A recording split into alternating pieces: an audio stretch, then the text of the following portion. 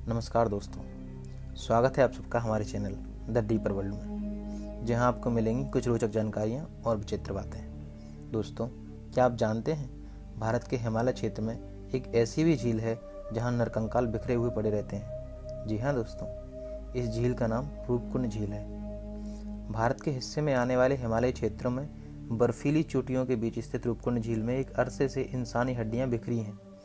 रूपकुंड झील समुद्र तल से करीब 16,500 फीट यानी 5,029 मीटर की ऊंचाई पर मौजूद है। ये झील हिमालय की 3 चोटियों के बीच बनी हुई है।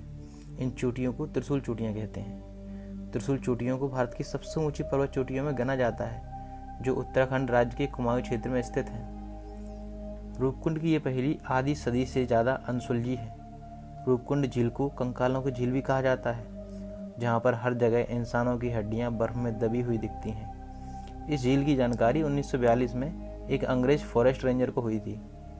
आज आधी शताब्दी से अधिक समय से मानव विज्ञानी और वैज्ञानिक इन कंकालों का अध्ययन कर रहे हैं और बड़ी संख्या में घूमने के लिए लोग यहाँ पर आते हैं। ये झील उनकी उत्सुकता का केंद्र बनी हुई है। साल के ज़्यादातर वक्त इस झील का पानी जमा रहता है, लेकिन मौसम के हिसाब से झील आकार में घटती बढ़ती रहती है।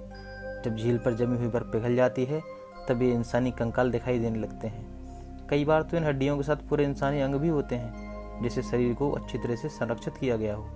अब तक यहाँ 600 से 800 लोगों के कंकाल पाए जा चुके हैं। पर्यटन को बढ़ावा देने के लिए उत्तराखंड की सरकार इसे रहस्यमयी झील के तौर पर बताती रहती है।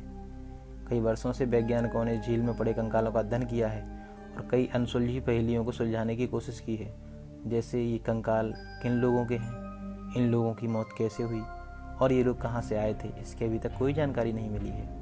लेकिन इन मानव कंकालों को लेकर एक पुरानी कहानी ये बताई जाती है कि कंकाल एक भारतीय राजा की पत्नी और उनके सेवकों के हैं। लगभग 870 साल पहले ये सभी लोग एक बर्फीले तूफान का शिकार हो गए थे और यहीं बर्फ में दफन हो गए थे। कंकालों को लेकर कई थ्योरी बनाई गई हैं, जिनके अनुसार इनमें से कुछ कंकाल भारतीय सैनिकों के हैं, जो साल 1840 के लगभग तिब्बत पर कब्जा करने की कोशिश कर रहे थे और जो हारने की वजह से इस रास्ते पर आए।